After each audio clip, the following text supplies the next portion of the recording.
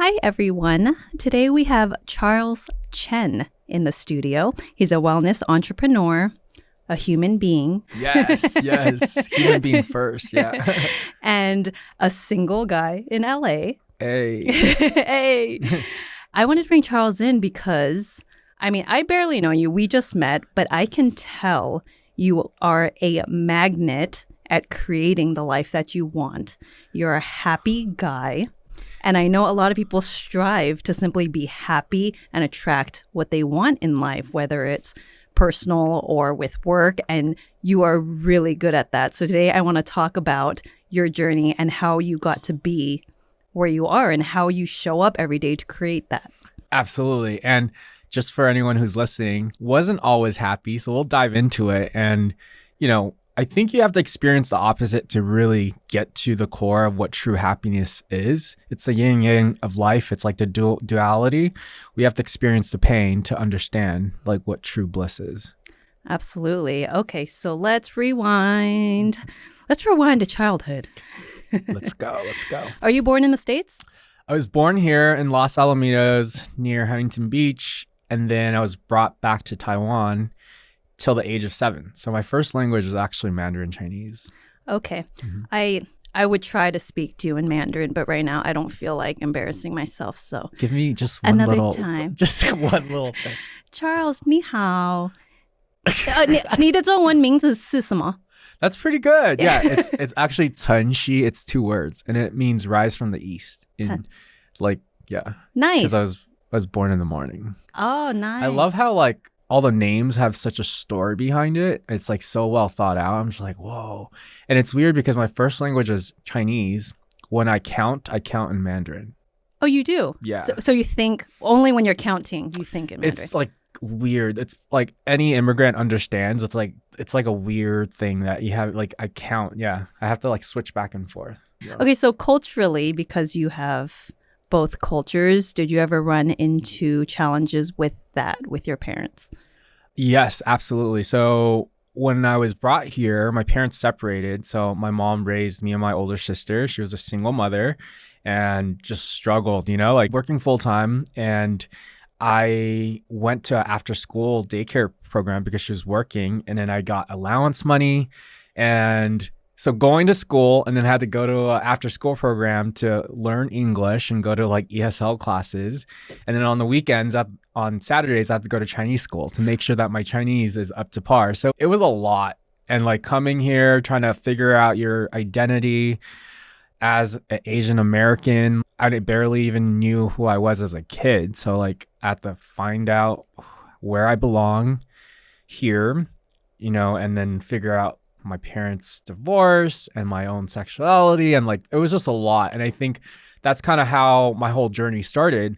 I got after school allowance money and it was right next to McDonald's. And it was a social thing with the kids to just go to McDonald's. And I numbed my feelings. Instead of feeling my emotions, just feeling lost, I just stuffed my face. And I was like, I don't want to deal with any of this emotions, and got addicted to junk food. And that's kind of how my wellness journey started. I ended up gaining 100 pounds. I was a skinny kid when I first moved here and just ate junk food. It was Western culture, Western diet was very different from the Eastern philosophies, and stuffed my face. Yeah.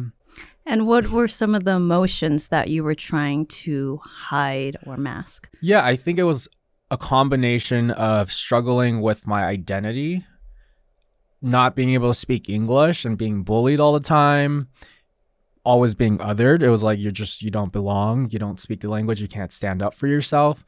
And then my sexuality and also my parents' divorce. I think at that time, I've obviously empowered myself and changed the narrative. But at the time, I believe that I was a result of my parents' divorce. I wasn't good enough or something, right? So I think I blame myself. I internalized all of that. So you made up that story. Absolutely. On your own. Yeah. And I think it took years later until I understand and did the work and actually dive deep into my personal transformation and going to the childhood wounds and just understanding whoa. When we're little, our brains are not fully developed. So then we find ways to put certain emotions and problems in place and create these belief systems, even if they're not true. And they stay with us unless we actually go back, pull out those roots and be like, no, this doesn't serve me. I'm going to let this go. But I think people operate years of trauma and they don't actually process them. So my journey was like going back and understanding how to heal and how to feel and process those emotions. And did something happen to kind of kickstart that process? At what point did you decide, I'm going to start doing this work? Yeah, so I hit my rock bottom at the age of 15. And this is like right when I was going into high school. I knew I didn't want to get bullied anymore. And I was like, something needs to change. I was like a couch potato.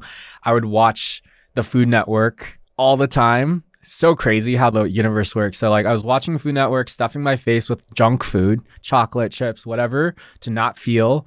I think during that time, I would wake up in the middle of the night with panic attacks, not being able to breathe. And my mom took me to the doctor, and the doctor is like, you're pre-diabetic and you have diabetes in your family. And if you don't lose some weight and start getting healthy, you're going to die. I think that was my wake up call. And just like sitting in front of the TV, and I was like, you know what? My life has something greater. I know it. Like it was like an inner whisper, inner voice. And when we quiet down our minds, we can hear that inner calling. And it was like, you have something to offer the world, but in order for you to actually share that, you need to heal yourself first. And my friends are outside playing. I was lethargic, no energy, couldn't even get out. And I was like, I got to change this. So I was watching the Food Network, and Emerald Lagasse, the chef, I actually got to work with him later on in my career, which is like full circle moment.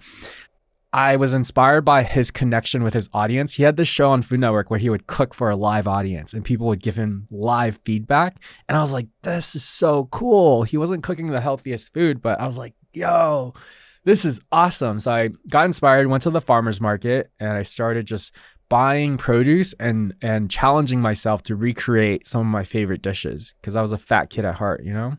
Oh, that's amazing. And how was your mom through the process of you? Like, what did she think when she had to take you to the doctor?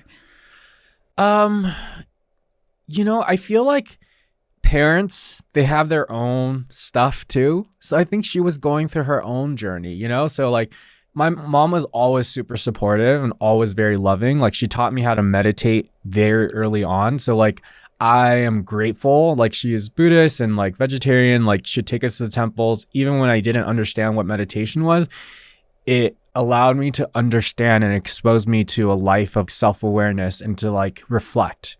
Because anytime I would do something wrong, she would be like, go sit in the corner and think about what you did. And then you tell me what you did wrong.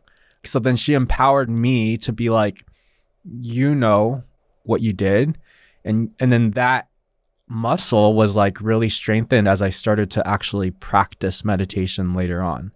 You know, she was doing her best, and obviously she tried to do her, like when she would come home from work, she would just get takeout. And then when I started this journey of cooking, I was like, Mom, I don't want to eat takeout. I want to cook. So she's like, okay, I'll take you to the grocery store. I don't have time to cook though. And I was like, it's okay. I'll learn and I'll cook for us.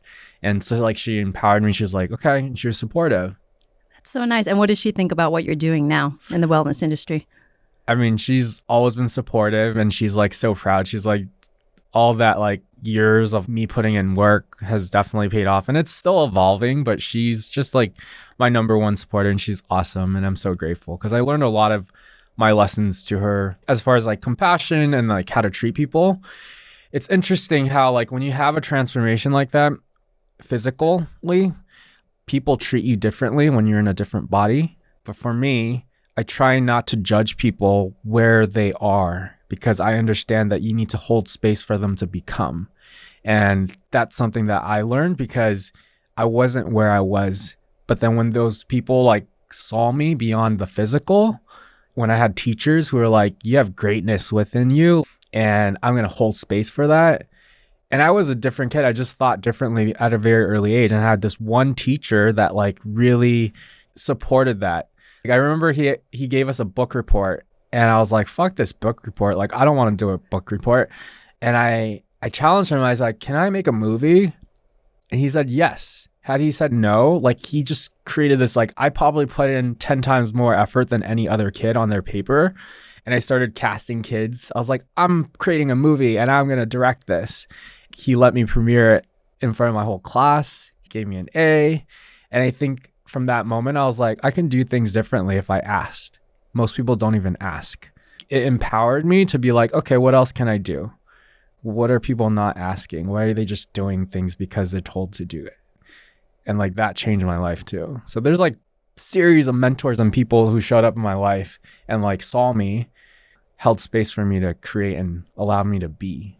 And can we talk about your sexuality and your journey with that as well? Yeah. You struggled with it at a young age at any point? Absolutely. I think it was like in middle school, right around the transformation, like going into high school, everyone's starting to date. This internal thing was like, oh shit, I have these weird emotions. Like, I don't know how to process them. And I think that was also part of the numbing too. Just if I were to gain weight or put on weight, then I would be invisible and nobody would look at me as like a sexual object. It was like a subconscious, deep rooted, and it's like very deep. I was like, whoa, and I had to figure that out years later. Just me to hide, to be invisible. That was my own self-sabotage. But yeah, it took me a while. And even in high school, I started dabbling into dance. Like my parents are separated. My mom was very open and supportive. My dad was like very strict and was like, be a doctor, be an architect. Why are you dancing? You're wasting your time. I saw you dance. Like, you get down, girl. Yeah. I love it. It's such a good expression. And here's the thing. It freed me open and like it gave me an outlet to express myself, because up to that point, I was creating food, but I didn't have an outlet to express myself. And we talked about this earlier when we were in the waiting room, creating spaces for people to feel seen and to just be. I felt like I was liberated. Like I saw these older people within the dance community just own who they were. And they were just like, this is me. The subcategory of people like underground, there were mentors there too, who like took me under their wing, was like, you have something, keep going. And I remember when I first started dancing, actually like so many auditions. My sister actually got me into it. She was auditioning for a collegiate dance team. And I saw her friends get together and they were practicing choreography for the audition. And I was like, what? I want to dance. And then that same team created a junior team for anyone who wasn't in high school, the siblings of those kids that were in the dance team. And I auditioned, failed miserably, like so bad. I have no rhythm. And then like through a series of trial and just keep practicing and showing up, you know, my parents taught me that. And I finally made it, I think after the sixth tryout. Nice. But then, yeah, so that was part of like seeing role models of people who identified as queer, gay, bi, whatever, and just being openly like themselves. And just that allowed me the space to just like, oh, I can be. And that started my exploration of who am I? What do I stand for? Yeah. Right. Can we talk more about the labels in the gay community, queer? Because I'm learning too. I actually don't know much about it, but we did talk about this a little bit. Yeah. So in the waiting room. Yeah. So LGBTQ community, there's different labels, and I was telling you earlier that it's a marginalized community. So it's like within a marginalized community that has been ostracized from like society, right? There's this feeling of wanting to fit in, and I think within the LGBTQ community, there are labels and there's like these pressures to fit into certain molds. Like, are you a twink? Are you a bear? Or are you a jock?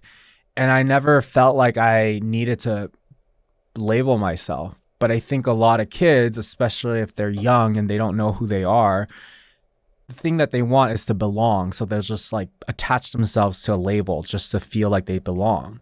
But I think one of my things that I want to create and what I'm creating is to create more spaces for LGBTQ youth and just people, whoever who's just exploring, just to have spaces to just be, not feel judged, and take away all the substances, because within the community, there's a lot of addiction and there's a lot of pain. There's a lot of unreleased trauma that people need to process. So there's addiction to alcohol, overuse of drugs and sex. Those are all numbing. It's the same thing with me with food, but it's in other capacities. So what are some things you would recommend for people who want to start diving into this work? Like, what are some of the things you did besides having great mentors, which you're very lucky to have? Yeah. Like, what if someone doesn't have any mentors and they would like one? How can they find one? Well, I think right now, especially right now, there's virtually like using social media, there are spaces you have to go out and look. And I think, with what I'm creating at Zeal, it's a community of experts and we do monthly mastermind calls. We hold each other accountable on goals and like dreams and things that you're building so we can build together. And we team you up with like different experts. But yes, there's a lot of virtual kind of resources. And just know that you're not alone. And when you start doing the work, you'll start just attracting like-minded individuals. If you're reading certain things, take on hobbies. I think always lead with joy and lead with curiosity. So for me, it's like joining a sport that's not, tied to addiction or substances, like just things that bring you joy. So for me, when I started, it was like dance, but you can be maybe a sport, art, whatever it is, like explore, go with like what brings you most joy. And like find the community there. There's always people like holding space. Yeah.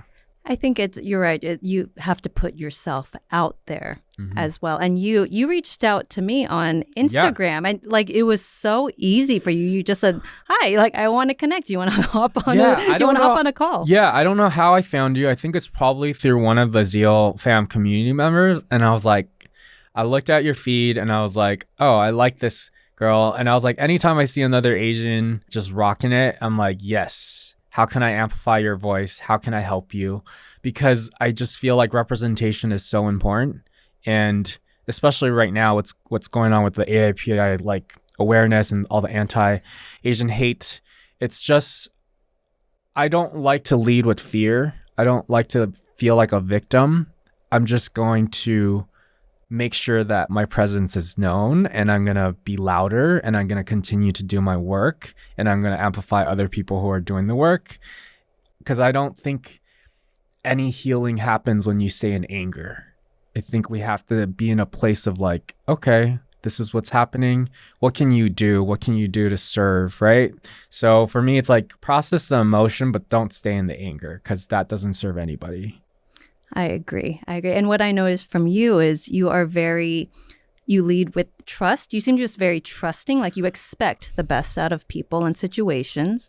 You're very generous. You're very curious because when we hopped on the call, you just kept asking me questions. I wasn't sure what the call was going to be because I have, to be honest, hopped on networking calls where it just felt like what's in it for me? Yeah, no, I feel you. And I think that's why I hate the word networking. I just feel like, I don't know. I feel like going back to, your first question about like magnetizing, like when you start just radiating truth, all the things that you embody, integrity, trust, I think at the core, all humans are good. Trauma just gets in the way. Fear gets in the way. So I like to hold space and always think that everyone has the best in mind. I don't want to operate in the world thinking that everyone's out to get me. That's such a fear base. It takes a lot of energy to do that. I just hope that I radiate what my values are, and then I attract those people into my life. Because I think that your reality is like a very good magnifying glass of what's going on internally. So I think everyone who comes into your life is like a sacred interaction. Like there's no accident in the universe. Like it's very intentional. So then sometimes like even today, like I was talking to a friend, she dropped off a book and one of my neighbors came out and was like, "How did you get access to the book?" And I was like, "Whoa, where the fuck did this guy come from?" Right. And I was like, "You know about this book?" Yeah. He's like, "I ordered it and it's on wait list. It hasn't even come out yet. How did you get access to the book?" I was like, "Oh, I don't know. She just dropped it off." And it sparked this awesome conversation. You just attract people. And like he was on such a cool vibe too and doing the work, transitioning. And I was like, oh, this is so cool. But you just started like meeting all these cool people. And then when you're not, it's also a good reminder. What did I do to attract this? What within myself is attracting these relationships? Because there's probably patterns of something that you need to learn. And it's a lesson that you're not willing to learn yet. So it's going to keep coming back until it brings you enough pain and it breaks you open. And hopefully you don't have to get there. But sometimes it's necessary, right? So because you have done so much work on yourself and I guess operate at a different vibe now than you used to, have you lost friendships throughout that process or grown apart from certain people? Absolutely. And let them go. Like it's not personal. Everyone's on their own path, and you might resonate with certain people more at a different chapter in your life, because I truly believe every chapter of your life requires a different version of yourself. And part of that, going back to what I said about the subconscious and going back to the deep-rooted traumas, you get to recreate who you are. And there's certain things that don't serve you, whether it's like money problems or relationships or, like self-sabotage. Those can be like pulled out, but you have to, and it's very uncomfortable. A lot of people think doing the work is easy. No, it's tough. It's you showing up every single day. And that's why I love the title of your podcast and your book. That's what really drew me to you too. I was like, show up. That's something that I say all the time. Sometimes the hardest thing is just showing up. I don't need you to be like perfect. Just show up. And that's something that whoever I work with, you don't need to be perfect, but just be committed to your practice. It's a practice, and it's a constant evolution. It's a never ending journey. So I'm writing a book right now too. I don't know what the title is, but it's the infinity sign, and it's the whole idea around 8 and breaking it down, like how 8 minutes 3 times a day can transform your life. But it's around the infinity sign of like transformation is a lifelong journey. Like you're never going to get to destination B. You'll evolve. Sometimes it'll be easier, but it's you committing yourself to the practice. And I think it's very humbling. It's beautiful. And it's like, yeah. And so because you attract a lot of positivity, you do have a very public, a big social media following. Do you ever get hater messages on there because you're so positive? I get it all the time. But here's the thing, like I learn not to take it personally, but it's like sometimes you do. When someone's reaching out of hate, it's like really like where they're at. It's a pain. And I almost like send them more love, because I recognize the people in like my life that caused the most pain were people who are hurt, and hurt people. And recognizing when you take a moment and be like, oh, this is no longer about us. Taking a moment. I take myself out of a situation, because I feel like when you engage, you bring your vibration down to that space. I don't engage. I used to argue and bicker like past relationships, and I realized, whoa, like why am I bringing myself there? Now I just remove myself from the situation. So if I get heated, if something triggers me, if someone I'm working with, I'll take a moment and be like, hey, like, I need some time. Like, I'm gonna go for a walk, or like, hey, can I call you back in like 30 minutes? I just need to like, let me sit with this. And when you really when I say do the work, self-reflect, what actually happened? This happens in relationships. What was triggered? And usually it's like an inner child wound.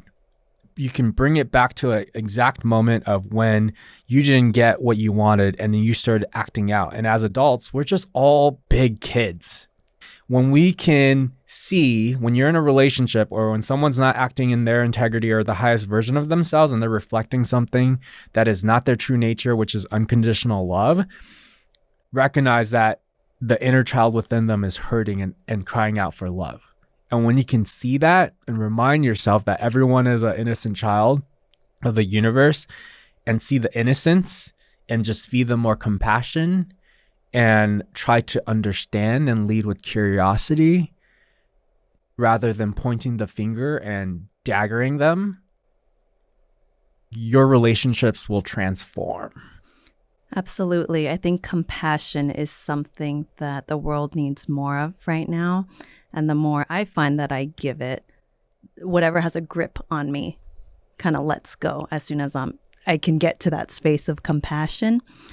At what point, because sometimes you want to have compassion and lead with curiosity, and other times you just don't want to engage, I guess, depending on whether you know the person or not. Yeah. When do you decide? Because I know some people have trouble with those boundaries, like, oh, but I feel bad. Like, I want to help them, but is that my job to help them? Do you have a method that works for you? Yeah, it's like going back to your inner intuition, inner guidance, that whisper that I talk about. It's like a feeling. Like for me, it's like a vibe. I just like meet people and you know right away. It's like you don't have to say a word. If someone's having a negative day, like I just feel, I was like, oh, my body like regurgitate, like I don't want to be around them, right? And don't feel bad. You got to protect your boundaries, you protect your space. You have to take care of you so then you can give to the people who are open and ready to receive. If you're giving to the wrong people, that's a form of self-sabotage. And I think that took me years of understanding, because there's like this need of wanting to be liked and validated. And then you have to reflect it back to yourself. Like, why do I need someone else to tell me that I'm great to feel great? Do you not feel great already? Right? So it's like, those are the questions. I think our quality of life is based on the quality of questions we ask ourselves and how deep we're willing to go. There's a lot of people operating on very surface, and like it's very easy to numb. So like when you go on like a sensory deprivation or like a cleanse, you're removing all the barriers of things that you clutch onto when you're feeling uncomfortable. It's like part of the work when they say it's like it gets muddy before all the mud calms down, so you can actually see as it is. Yeah. I did Vipassana meditation. It's a silent meditation retreat. 10 days, right? 3 times. I think I'm going to go back, but very different stages in my life. That was so beautiful. The amount of clarity that I gotten was like, whoa. I heard it's amazing, and you get so much clarity and a lot of ideas that come through. And one of my friends was saying, because you can't write anything down as they come through, but she said, I got so many good business ideas. I remember, and they just, they went away. Because you're just so present, right? You're there being, I haven't done it yet. I think I would like it. Everyone's experience is completely different, but like 4th day, I was like, if anyone doesn't know what it is, it's basically a silent meditation retreat, completely free, donation based. They feed you vegetarian food. Men and women are separated, and you don't look at each other. You don't read, you don't journal. All you do is meditate, like from 4 a.m. in the morning to like late at night. And then you can go on nature walks. And then when you're eating mindfully with your food. It's super powerful. The amount of clarity I gotten in there, it was like, whoa, I got to protect this. And I think that's why it's so important to have time for yourself. There's a lot of people who don't like to be alone. And I think during this time with coronavirus and all this stuff, it was such a great opportunity for you to get to know yourself at a deeper level. Who are you? What do you stand for? What do you believe in? And what do you want to dedicate your life doing? Absolutely. I think it also brings up how you handle a difficult time. I think we're seeing a lot of that because it's not easy right now.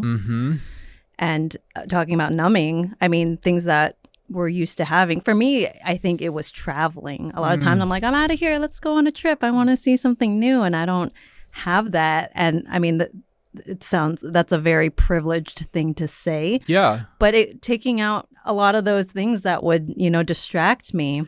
Absolutely. And then how do I sit with myself in this space, not having the normal stuff that I have? Yeah. Which I think is actually a blessing in disguise. It's like a collective cleanse. It is. Renewal. Yeah. Yeah. So in that sense, I feel like there is good coming out of this time. I truly believe that. I learned I have to be careful who I say that to if they're in a sensitive space. Absolutely. Yeah. Because everyone is at a different stage in their life, and respecting that. Yeah.